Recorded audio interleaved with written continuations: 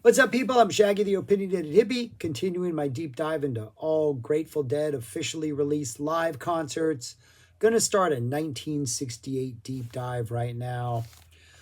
Two things I've decided. One, the 30 Trips Around the Sun, whatever the name of that, the box set that had 30 shows, the definitive live story. I'm gonna do that in order at some point. So after I'm tired of jumping through the years, I'm gonna just maybe while I'm jumping through the years, I'm just going to hit those shows from 65 straight, 66 straight on through 95.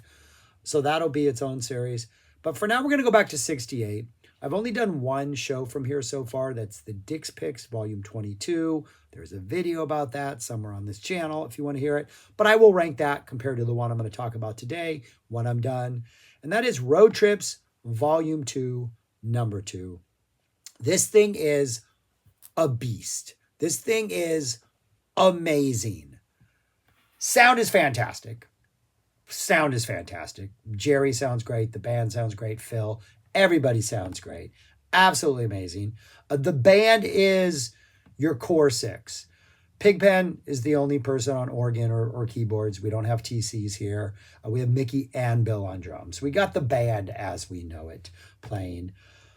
This show was officially recorded, and some of it was used on Anthem of the Sun. I believe it's the alligator that's used for an Anthem of the Sun. I don't think anything else on here is from there. But what this is this is the complete show from February 14th, 1968 at the Carousel Ballroom in San Francisco. Eventually, that would be the Fillmore West, with some bonus. There's a bonus disc, but there's also bonus live material on each side of the disc. So you get two discs in the set that doesn't have the bonus disc. Disc 1 is the first set with bonus live stuff. Disc 2, set 2, bonus live stuff. Both of these are near perfect, just near perfect listens. If you're going to present a court case on why Jerry Garcia is the best psych guitarist ever, as far as psychedelic music goes, I think this is a good piece of evidence to help win that case. Jerry is simply on fire. Jerry is just next level in all aspects of this. Bob is bringing it. Phil is bringing it. Everybody. But Jerry's hero level right here. Set 1, disc 1, opens up with a Morning Dew. A lot faster than we would get like in the 70s and 80s. Organ work is fantastic. The energy is fantastic. It packs a punch, even though it's much more frantic and hectic and urgent as those like 70s and 80s versions. I think Morning Dew is interesting because as the years go on and we get farther and farther away from like the early 60s when the sort of threat of nuclear annihilation was at its peak, 50s and 60s, people have bomb shelters. We have the Bay of Pigs happens, the Cuban Missile Crisis. So here in the States, we're freaking out. It's interesting that the farther away we get from that, that's what this song is dealing about. Walk Me Out in the Morning Dew. There's nobody left alive. It's, post-apocalyptic. The urgency goes away. Like the song kind of slows down. Still has that power. That closing guitar solo takes its time to develop by the time we get to the 70s and 80s. And even those guitar solos peak with this really urgent, desperate, at its best, emotional, like wallop. These early versions are like, hey man, we don't got time to waste. We got to do something about this now. Urgent solo epicness. It's like 6.5 minutes, but it still feels hugely epic. Good Morning Little Schoolgirls next. I think the Dead in both this and Turn on Your Love Light, they're just like, we know how to do this. This blues rock thing, we got down. Pigpen's got it down. Jerry's almost bored and like dropping in these like darker psych solos throughout the whole thing. The template in a lot of these in these Pigpen songs are pretty much the same. Pigpen sings, we get a little jam, more Pigpen jam, kind of go back and forth with that. Jerry sounds amazing in this Good Morning Little Schoolgirl, but it's very much that Love Light formula. Then we get a Dark Star, a 6-minute and 10-second Dark Star. It kind of sounds cute. I don't know how else to describe it. It's psyche, but it's also jazzy, but it's also kind of whimsically cute. This really cool keyboard sound by Pigpen that gives it this lighter, poppier vibe. Jerry's just exploring like crazy. We get like 2 minutes of exploring. Jerry's vocals are like, dark star, like he's doing this gray slick warble purposefully throughout the whole thing. Like I thought it was a tape warble because it's pretty extreme at times. But then I realized nothing else is warbling. So I think it's Jerry just like trying to affect his voice and give it like a psyche or flavor. But it's really, really cool. And even though this is short and it's kind of cute and whimsical, I feel like these early Dark Stars are like baby alligators, not like the song Alligator, but like an actual baby alligator. And like, oh, that thing is so cute. Look at it. But it still can like bite your finger off. So you got to be wary. That's like what these Dark Stars are. But this segment right here, Dark Star into China Cat Sunflower. China Cat Sunflower is just crazy psych energy. It's just Bob is crazy. The organ is crazy. This is like circus. Oh no, I'm peaking. Everything's chaotic vibe. Amazing China Cat Sunflower. Jerry soloing. Amazing. Really high speed. Really intense. That goes into the 11. And in all of these, like about 15 to 20 seconds before the actual track switches to the next one, you can feel the next song coming on. Like they telegraph it in the best way possible. We get a really nice 11 that is this sort of pedal to the metal swirling jam, which they're really leaning into the psych energy. And then that goes into a Turn on Your Love Light to close out the first set.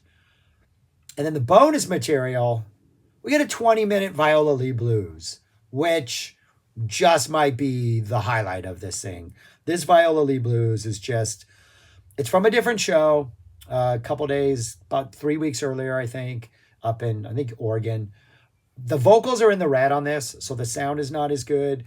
But again, this is one of those where you get like verse, chorus, epic jam, verse, chorus, longer epic jam, verse, chorus, longer epic jam. I don't know if it's a verse chorus, but you get vocals and then these epic jams. Phil at one point just goes into the straight walk and bass jam. Phil starts a caution bass jam at one point when we're like about 14 minutes into it. We definitely feel like we got some caution energy there. Swirling noisy chaos. The end just like we're on the verge of just completely falling apart. Like as the song progresses, you can just feel entropy threaten every like subsequent jam as we go on, but we never actually fall apart. It's just, this thing is absolutely amazing. Absolutely amazing. And I wrote on here, like the noise jam at the end of this Viola Lee blues puts Sonic Youth to shame.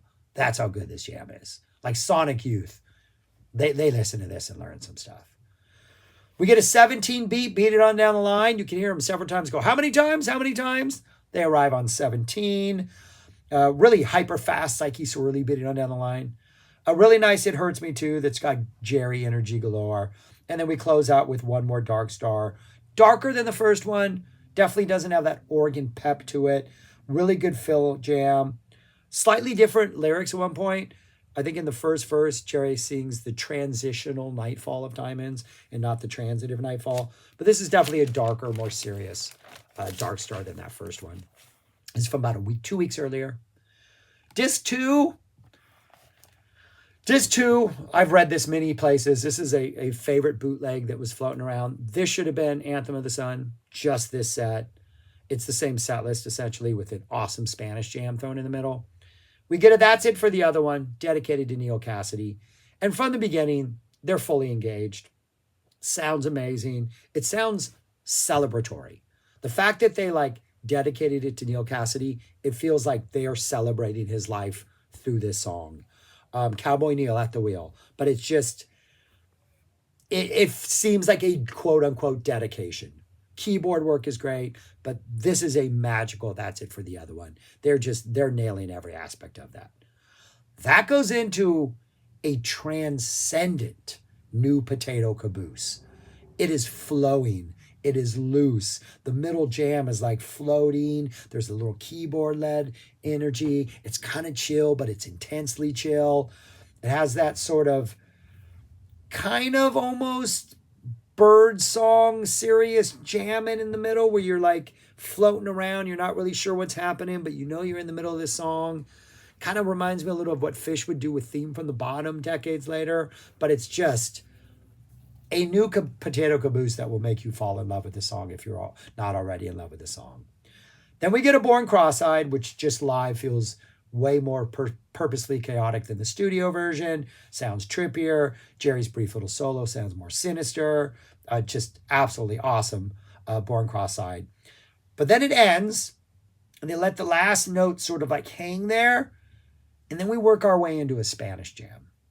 And it's about the first 3.5, close to 4 minutes, that it's going to be a Spanish jam, but they don't ever play the Spanish jam. It's like each one of them are carrying around the ingredients for like a different kind of tapas. And like, but they're all floating in the area. And at some point they're all going to get together and just make this delicious like Spanish meal. But they're not doing it for like 3.5 minutes. And like you hear Mickey or Billy teasing on the drums, and Jerry's got some Spanish licks, and Bob does. And it really isn't until like the 3-minute, 45 seconds, around 4 minutes, we're like, okay, we're committing it. We're doing the Spanish jam. About 12.5 minutes, super dynamic. It gets high intense. It gets low subtle. Bob's rhythm is just thick in here. We get some random psych energy for a while. We get some cowbell energy in this. But it's like all up and down. But the entire time, it's just Spanish jam energy with this sort of sinister undertone. Absolute epic early Spanish jam. Then we get an Alligator, fantastic Alligator. We get that drum jam in the middle. The middle Jerry solo is absolutely fantastic. Jerry's solo to me always has like a very jazzy vibe to it. There's just something very like saxophony solo about it that I really just always felt like it's this really aggressive psych song just dressed as a jazz psych alligator, or aggressive jazz song dressed as a psych alligator. But there's something really special about Jerry's playing in this Alligator. And it just keeps on going and going. We get this Jerry and Bob led jam towards the end that's fantastic. One point, seems like we're flirting with a straight up mountain jam. No. We get that little jam ending. The ending solo by Jerry is just friggin' amazing. Alligator for the ages. And then that just goes right into a super high energy caution. Do not steps on the tracks, where Jerry's just doing some just manic strumming on there. That awesome bass by Phil. Pigpen's vocals way buried in the mix. Almost seems like it's an instrumental longer than it is, because you have to realize, Pigpen's actually singing. He's buried in the mix if there's one complaint. And this is another one, kind of like the Viola Lee Blues, where as the song goes on and on, you feel like it's like entropy is encroaching upon the band and things are going to fall apart. Eventually, when we get to feedback, they do. But as they fight that urge at the end, it just keeps it really interesting, keeps the tension really high. Fantastic. We get a really nice feedback, not subtle at all, super loud and aggressive. And then we get a pretty straightforward In the Midnight Hour as our encore. Jerry's pushing the energy, but it's a pretty straightforward, just we're jamming this out. We're not doing much different. It's a nice, almost like we're really tired at the end of the night, Midnight Hour, but we're going to give you another more 10 minutes of jamming. It's perfect. It's a perfect 2 discs. Like, complaints are like, Pigpen's vocals could be higher. That's it. Those are the complaints. I don't have any more complaints. Just an absolutely fantastic. Evidence for Jerry being the psych guitar goat right here on this release. Absolutely magic. I love it. It's mind-blowing. And that's without the bonus disc. If you're lucky enough to get the bonus disc, which is a bunch of material from January of 68, so about a month earlier, about 3 weeks earlier, you get another epic Viola Lee Blues. Always fantastic in this era. Another Good Morning Little Schoolgirl, a new Potato Caboose, a Dark Star, which is comparable to the second Dark Star. We get a little darker, not as peppy. A China Cat, which is insane. A The 11, Turn on Your Love Light. You get a lot of the same songs from about 3 weeks earlier. Also fantastic. But not as perfect as this release, which is perfect. Where would I rank it among the 2 that I've already done? It's 2. It's 1. The one I did already, which is also fantastic. That Dick's Picks, that falls at number 2. But this is easily number 1. Like, the second disc on this is absolutely perfect. My complaints for the first disc, the Good Morning Little Schoolgirl, I've never been a fan of that. I think the Turn on Your Love Light is good on this one. It's only 9 minutes long. The Do is great. The Dark Star China 11 sequence is fantastic. But there is Nothing wrong with the second disc. Maybe the fact that they sound tired in the midnight hour, if I had to like nitpick, that would be my complaint. But other than that, this is fantastic. Check it out. I think it's worth it. It's fantastic. A great way to start 68. I'm a little afraid because I'm not sure they can top this. If they do, mine's already blown. But yeah, that's all I got. Check it out. Thanks for watching. Let me know your thoughts on this, things I messed up on, all that stuff. You know how it goes. Peace. Talk to you later.